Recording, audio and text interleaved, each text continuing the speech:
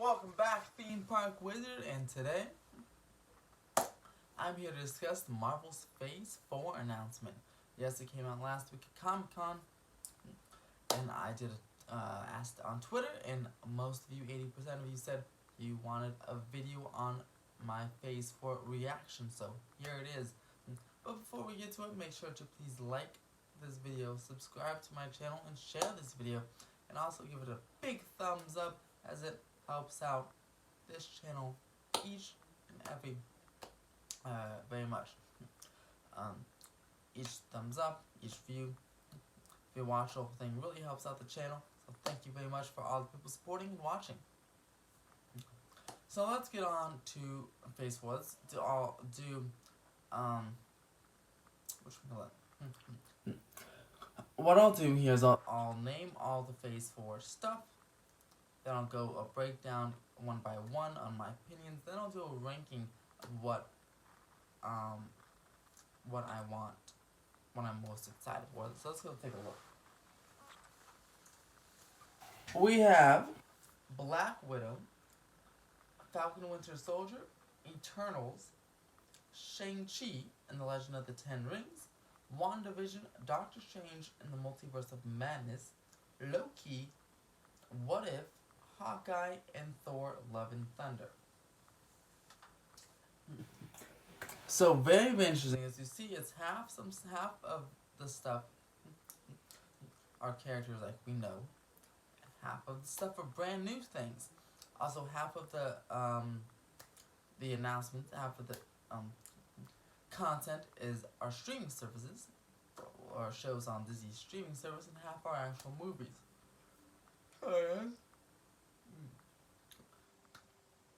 So let's go break down one by one. Black Widow, which comes out May 3rd, 2020. The first Phase 4 film, and over just under a year away. Black Widow finally gets her own film, something people have been wanting for 4 years. So that's great. This is going to be a prequel, because of course she dies in Endgame. So it's going to be a prequel. It's going to explore the time, I think it said, in between Civil War and Black Panther, or then Civil War and the next Avengers movie. But it will explore that time, and it will also finally reveal what happened in Budapest. I'm very, very excited about that. Jeremy Renner will appear in the role as Hawkeye, maybe during a depending on how they explain Budapest, if they do like a flashback to Budapest, and maybe he's in there. I mean, that's a little cameo to have him in Phase 4, but we'll see. So I'm very excited. Comment below what you guys think of the Black Widow movie. Next up is the streaming service, show, Falcon and the Winter Soldier, and that's in fall. Is it fall? Fall 2020. Anyone who doesn't know about the streaming service or the prices, I would definitely be getting it. It comes out November 12th, just in a couple months, by the way.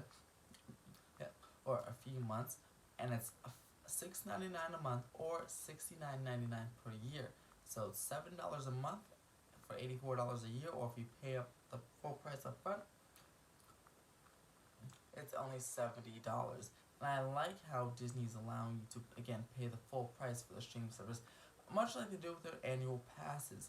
You can pay monthly or pay the full thing up front. Netflix and Hulu and things like that, you can't pay the full thing up front. You have to just do the monthly. So I'm glad that Disney, again, is pricing their streaming service like they are their annual pass structure, where you can either do the full amount for less. Actually, you save about $14 if you pay the full amount right away, or you can do the monthly payment of just $6.99. But anyway, it's gonna be the Falcon and Winter Soldier. You can follow Sam Wilson as, I guess this is it's probably in his transition to be Captain America, because I mean it's called the Falcon, so as he just got the Captain America shield, the Winter Soldier Bucky will probably be helping him transition into the Captain America role for probably maybe a Phase 5 movie featuring Sam Wilson as Black Captain America for the first time.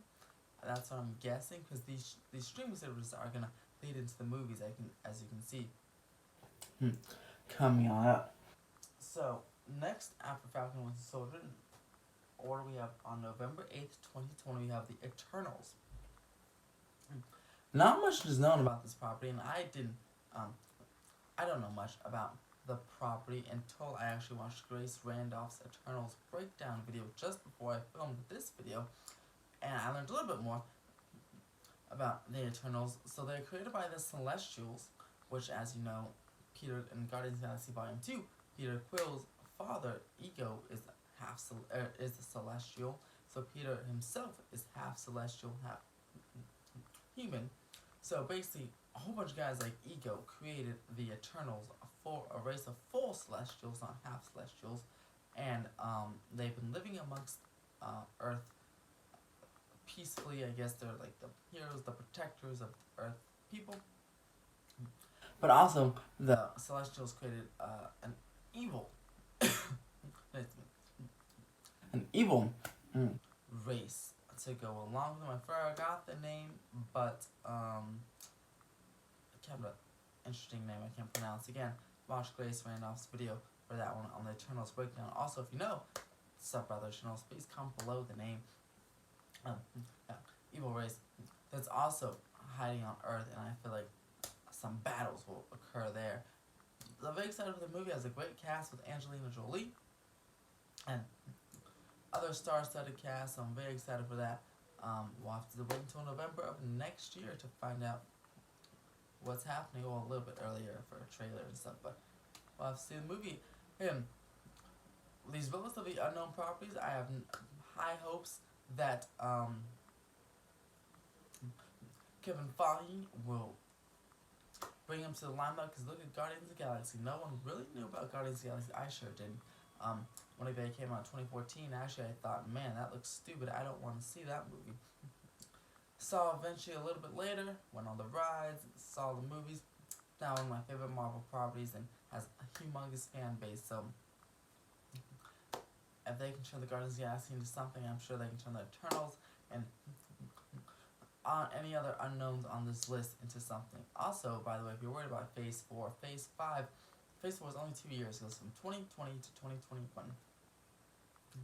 And Phase 5 starting in 2022, of Captain Marvel 2, Black Panther 2, Guardians of the Galaxy Volume 3, so lots of sequels that people are looking for, and potentially an Avengers 5 movie, New Avengers, Young Avengers, anybody? We'll find out that later. But continuing on, Shang-Chi and the Legend of the Ten Rings. Another one I personally don't know, but it's a little bit more famous comic. Definitely giving Phase 4 is all about representation, according to Kevin Feige. There'll be lots of a couple of LGBT characters in here, as well as representation of different races. Like, again, first Asian superhero right over here.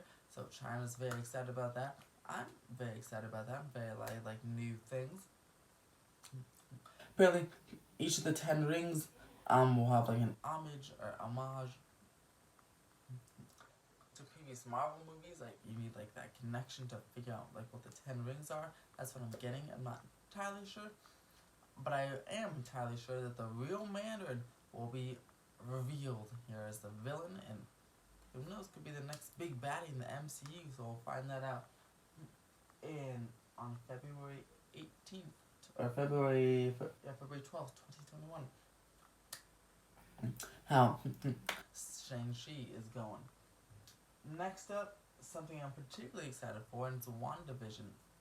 I'm excited for Falcon and Winter Soldier, and also I'm excited for WandaVision because I love the Scarlet Witch, and it's awesome that I'm guessing Vision was coming back. So either it's going to be before the events of the Avengers, or apparently there's a comic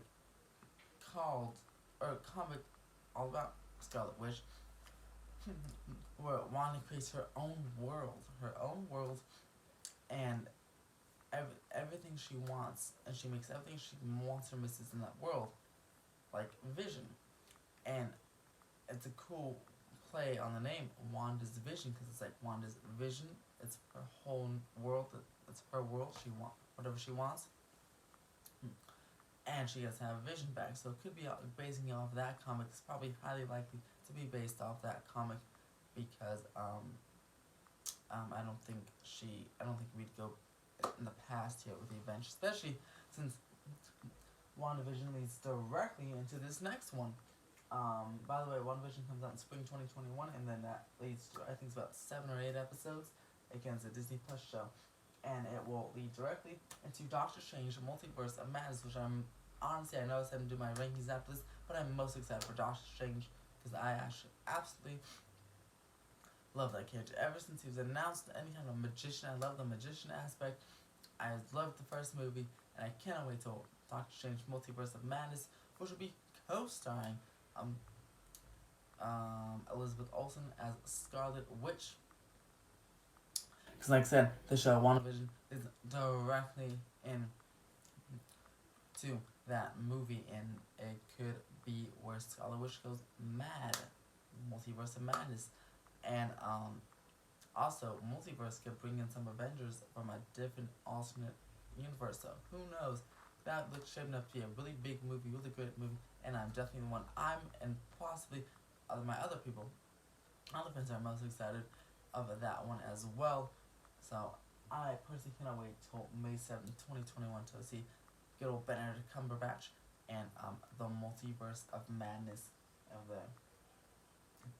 Because WandaVision goes right into Doctor Strange, if you do get the Disney Plus streaming service, be on the lookout for a potential, especially at the end of the season, maybe a Doctor Strange cameo, or a guest star in maybe episode 7 or 8 to set up that transition into Doctor Strange later on. So definitely check that out. Be on the lookout if you do get that streaming service. Alright, back on the streaming now. In spring 2021, we get to find out what happened to Loki after he took the Power Stone in Endgame and disappeared into a portal. Well, this series will go follow him on his adventures and his villain adventures as he does mischievous things through the universe, and that's Loki coming in spring 2021. Next one is December 2021 is a very interesting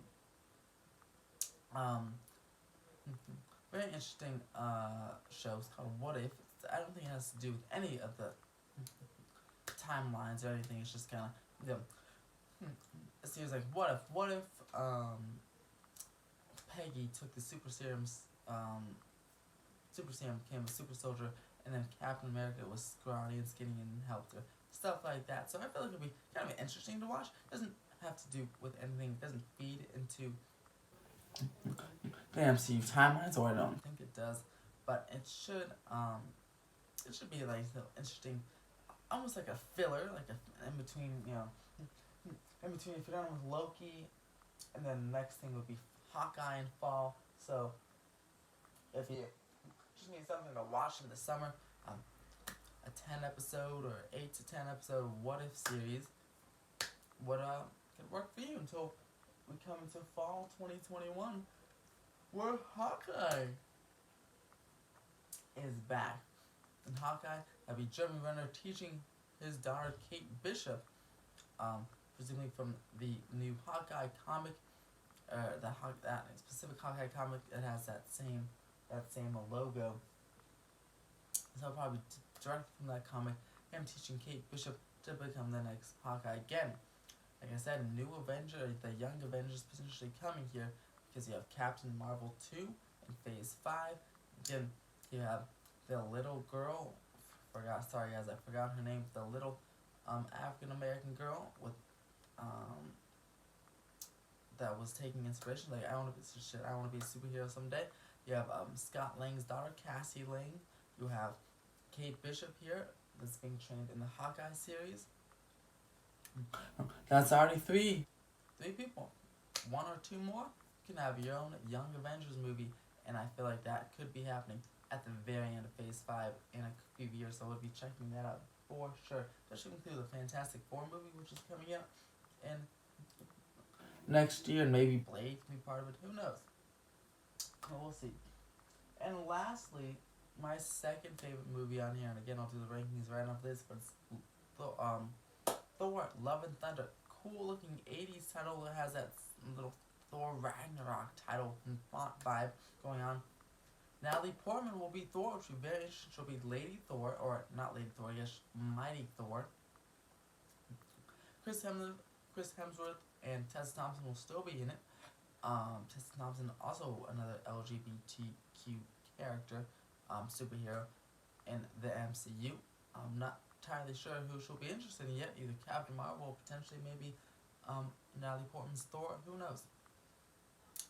But a lot of people I know have mixed feelings on this. I think it's great. I think it's really, really cool that Natalie Portman is back in the MCU. And this actually allows Chris Hemsworth, because Chris Hemsworth still wants to make Thor movies, right?